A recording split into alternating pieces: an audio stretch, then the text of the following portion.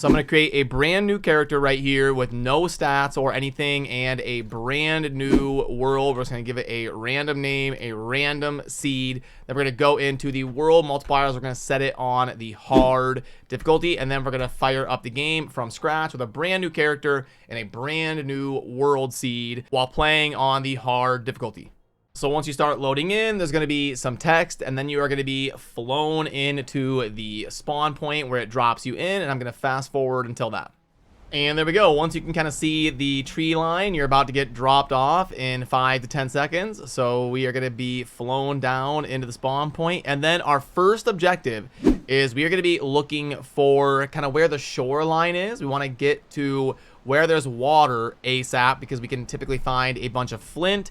And we want to be scanning the area for berries. A lot of times around these stones here, you will find some berries or some mushrooms here. Yeah, right here. Okay, good. We got mushroom. We want to hit tab to bring up our inventory and eat one of those, and then perfect. Yep, see, we've got some berries right here. So right away, usually in most datas, from what I've seen, you can get up to 2 food sources right away, and that will give us a nice boost to our stamina and also our health, so we're less likely to get one shot by a boar or something like that. So then the next objective that I'm going to be looking to do, and this is perfect right here. You want to pick up a bunch of loose stone and loose wood. Berries, mushrooms, anything like a food source is great as well. So more berries, definitely. Thank you very much. The first few minutes right here, it's all about getting a couple different food sources while gathering as much loose stone and wood as we can. You can also punch these lesser trees right here. If you're not finding any of the loose branches laying on the ground, you can punch these little beech trees because we want to be able to get our workbench and then also our basic materials like a hammer and also the axe as soon as possible.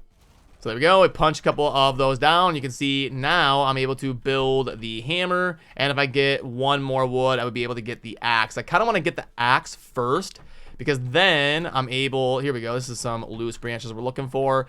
Then we craft this. This is going to help us fight against these enemies. You can see they're already on me. So I want to kind of hit them, back off, just keep my distance, back off. I don't want to get doubled here. When they're staggered like that, you want to try to hit them again for sure. There we go. Kind of nice to get the resin and stuff that they drop. But I'm kind of looking for loose stone and wood while also seeing if I can find the coastline. It looks like down here may be a coastline. More berries, definitely scoop those up. See if we have any enemies on us. You kind of want to scan your surroundings every now and then.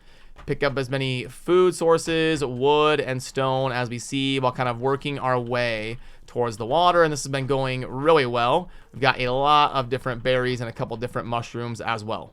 So then when we get to this point and we are at the shoreline, we're going to be looking to acquire some flint. It's going to be very important for us to get a spear and some better tools while also hitting some of these next, trying not to get overwhelmed. They can hit you decently on hard because this is going to give us another source of very easy to acquire meat in the early game. There we go, a couple different ones of those. And then what we want to be trying to do is build a workbench with a campfire and just enough wood to have a roof on top of it so we can kind of start progression and producing and cooking and all that good stuff. So just kind of keep running along this coastline until I see a good spot to build and kind of picking up any flint that I see. The flint is going to spawn near this coastline. You see like right there, these little chunks of flint. You definitely want to be scooping these up early game. And then this little peninsula looks like a decent spot for our first little base. We have a boar right there. We could sneak up to it if we were scared, but we can probably just go ahead and take it down as long as we're not chased by a bunch of different stuff. We kind of hit, back up, very easy. And if you hear that extra sound effect, it means they were staggered when we hit them. Now that's a deer. You do want to sneak and kill these if you can, because we definitely need to kill as much deer as possible in the early game. So that be careful with your stamina. Sneak up, get close enough to two-shot it, because sometimes you might need to two-shot it, and just like that, going to be very important because we need to acquire some deer trophies to be able to take down that first boss. And okay, so I found a nice little spot right here. This will do just fine. Now we're going to go ahead and craft our hammer. And what we're going to do with our hammer is when we equip it by hitting 3 up there to add it, now we can right click to bring up our building menu, and we're going to want to first get a workbench, but you see that we need to gather more wood. So we're going to have to pull out our axe, keep everything clear around me. Now I'm playing on hard difficulty. If you're on normal, it probably won't be quite this crazy. Take that down, and then we're going to need to chop down a few little trees here to get enough wood to be able to craft our workbench, and then also be able to give it a roof so we can actually work with our workbench. Definitely pick up any mushrooms that you see here as well, and then just keep kind of getting as much easy to acquire wood. Keep scanning. You see how I'm kind of going in a circle as I chop this tree. You don't want to get tunnel vision. You kind of want to scan your surroundings, see if there's any deer lurking in that you can sneak up on, or any boar running up on you, or any enemies that are looking to attack you, any necks that spawn in, stuff like that. And also, as I'm scanning the countryside, you see over there on the left side, I can see there is a mushroom up there. Early game, I'm going to be struggling really bad for food, so I want to go up and grab that mushroom. Definitely be careful of falling trees as well. The thing that's going to hurt you the most and be the most likely to kill you early game is going to be trees falling on you as you are lumberjacking. And see, this is why you want to kind of scan your surroundings and catch if things are approaching you, especially if you're playing on some of those hardcore type of crazier difficulties. Okay, so there we go. We're getting a pretty decent chunk of wood. You also want to try to hit multiple trees like this if you ever can. So you see here, I'm hitting the tree that is already down, and then also the tree that is still standing, and I'm just getting more hits in here with my axe on every swing. I keep kind of scanning our surroundings. It looks like nothing's happening here.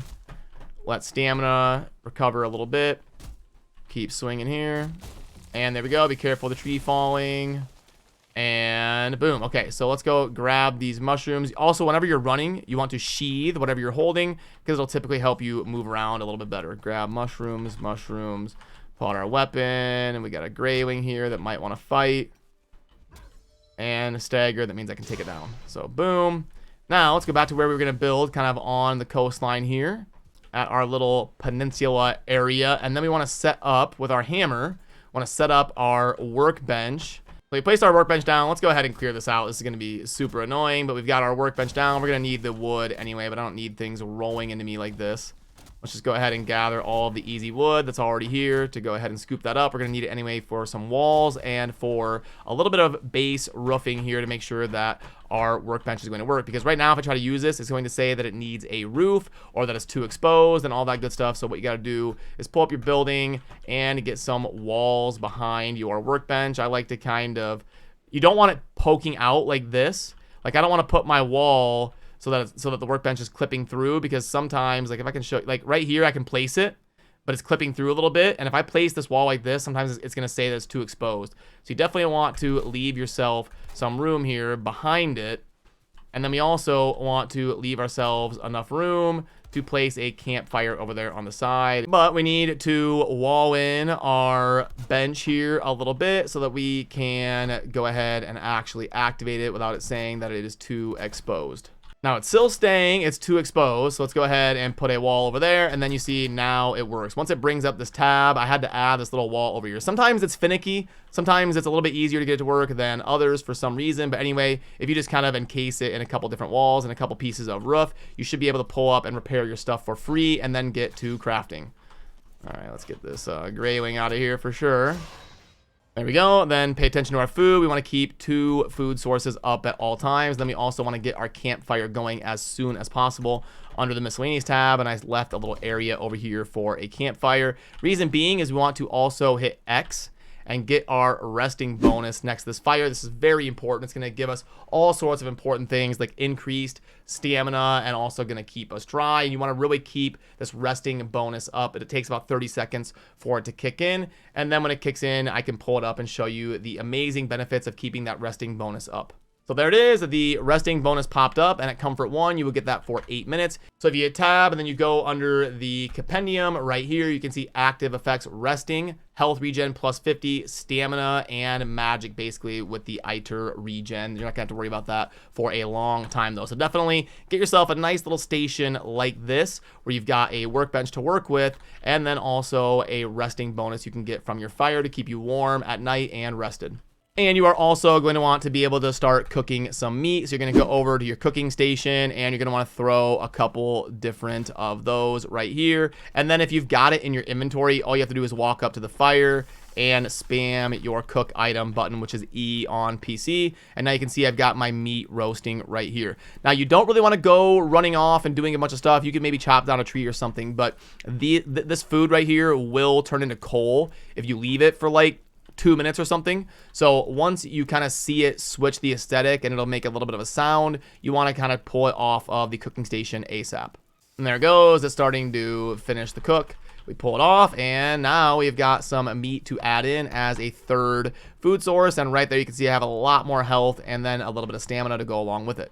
Which, by the way, when you're looking at food in your inventory, you can see how this meat right here, this cooked deer meat, has a red fork. That means it's going to be leaning towards having more health. If it's got a white fork like the mushroom right here, it is mostly balanced between health and stamina. And then if it's got a yellow fork like the raspberries, it's going to be leaning towards the stamina benefit side of things. So if you want, you can go for like 2 stamina and 1 health in terms of food, or you can just go 1 of each, 1 balanced, 1 red, 1 yellow, and you're kind of mostly going to want stamina though, as you're in the early game trying to just run around and acquire resources as fast as possible. But then when you get into fighting like the first boss or some sort of big engagement you're going to be getting yourself into, then you may want to lean a little bit into more health, but it just kind of depends on your play style and stamina. You can't really go wrong with that because that allows you to have more mobility and attack more often and all of that stuff. But at this point, we definitely want to go back to our workbench and we want to be able to get a flint axe. This is going to be a massive upgrade over the regular axe. So getting 6 flint as you're kind of in this process of running down the coastline and setting up your first little workbench plus campfire, getting 6 flint is huge because now I've got this flint axe that's going to do a slash damage of 20 compared to the stone axe right here, which is a slash damage of 15. So once you've got yourself a flint axe, you can basically just trash that one or keep it if you want. But now we've already gotten a big upgrade and we can chop wood a little bit faster. We can also do a little bit more damage to those random graylings that we see trying to attack us or killing necks, fighting boars. We can backstab the deer a little bit better, but we do also want to make sure that we're getting some boars because we want leather scraps to get access to a crude bow. That'll make it a lot easier for us to take down those deer in the early game. So I would say once you kind of get to this point where you've got your camp set up, you do want to mark it on the map. It should be pretty close to spawn and pretty easy to find, but let's mark that and just call it our quick little camp. And now at this point, I want to run around the meadows and I want to find boar. You still want to be picking up like loose stone and loose berries and loose food sources that you find, kind of just grabbing the stone right here. You're going to need random stone for raising ground and building your first little home that you're doing or doing the campfires and stuff like that. So you definitely want to keep scooping that up because you can't really chop stone until you get access to the pickaxe by taking down the first boss. So still scoop up a little bit of that. But what I want to do is look for kind of like boar spawn stones or big open fields to take down, exploring new territory, because I really need to start acquiring some leather scraps at this point to unlock things like the crude bow that I mentioned.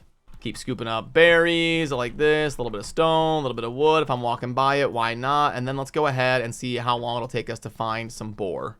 And great, we can see we're kind of coming into a clearing right here. This is usually where you can find some boar for sure. But a great thing is that if you can find a beehive, they are exceedingly great at this point in the game, really at any point in the game, but you really want to get your honey production going. So a lot of times if you come across structures like this, there will be a beehive in here, probably about half the time. So a little bit unlucky right here, but you can find a chest with some goodies in it. You definitely want to take all of that. And then a lot of times, like hanging up above the door or up in one of these corners, there will be a beehive. And if you can get one of those, like if you can place a workbench and just take this down or whatever, like I can show you how that works.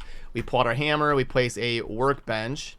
It's sometimes a little bit finicky to get it to place. And then we just start destroying the bottom floor like this.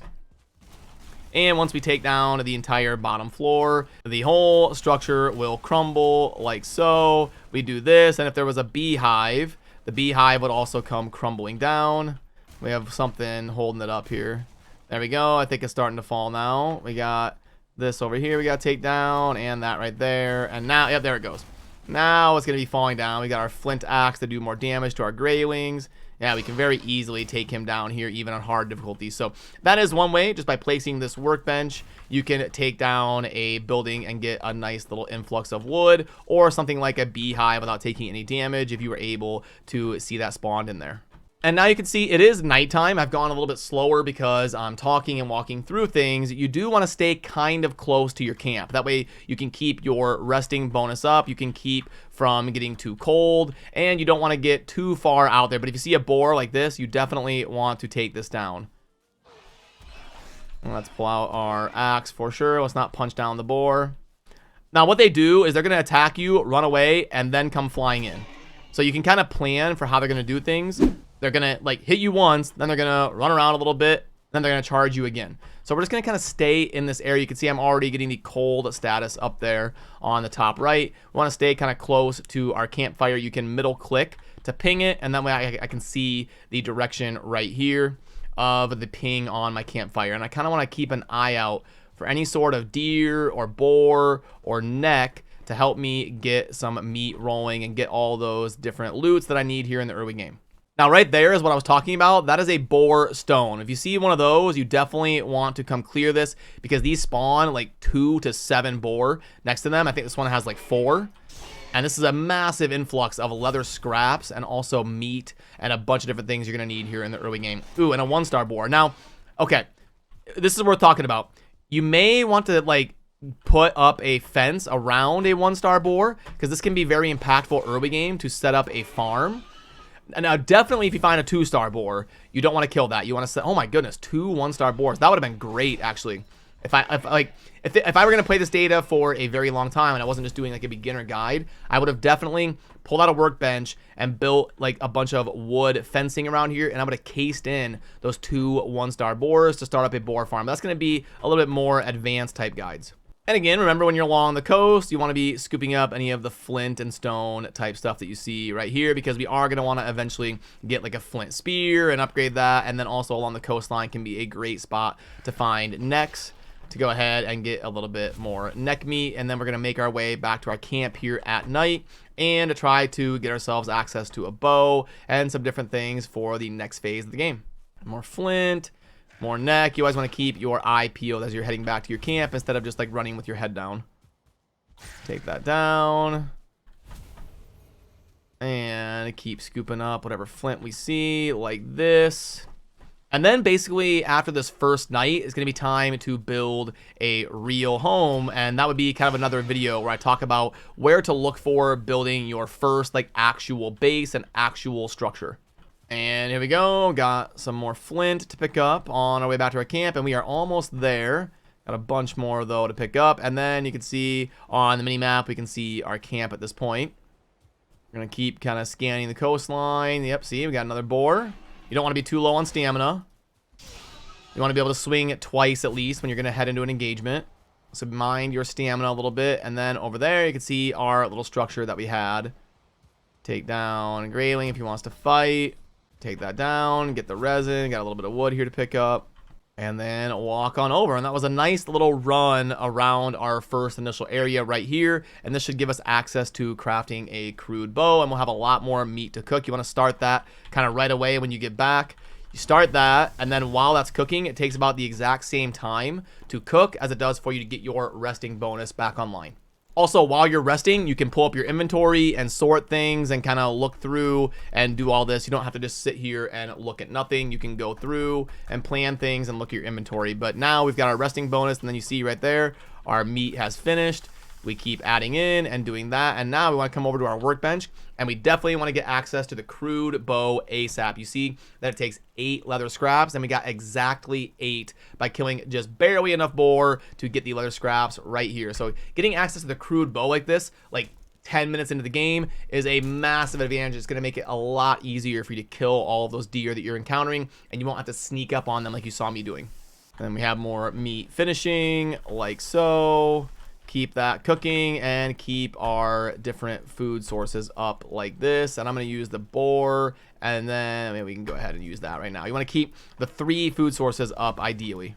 Cook that, and then since we did make our crude bow, you are going to want to also get yourself at least a few arrows right here. So let's go ahead and fire up a few batches of wood arrow like that. And now at least when I come across a deer, I won't have to sneak up. I can just go ahead and shoot my bow and arrow like so. And there we have it. That's kind of like the first 10 minutes. If I were just going to load up a server and start playing and start trying to progress optimally, that's what the first 10 minutes would look like. We're going to run around, we're going to grab some mushrooms and berries and stone and wood. Then we're going to build us a little shack here for our workbench that also has a fire area with a couple different ways to cook meat with the cooking stations on it like that. Then we're going to run around and do a little bit of quick hunting, hopefully get a couple different deer, hopefully get enough boars to get 8 leather scraps, and then come back to our cooking station, fire it all up, craft ourselves a bow and a couple arrows, and now we're kind of ready to roll. We've got our flint axe, we've got our bow, and we've got enough of a baseline here of food to keep us satiated while we run out to explore to see where we're going to build kind of our first settlement type place. And there we have it. Remember to subscribe down below if you enjoy this kind of content, because I will have many, many more videos coming out like this about Valheim. Thanks for watching. Have a good rest of your day. Peace.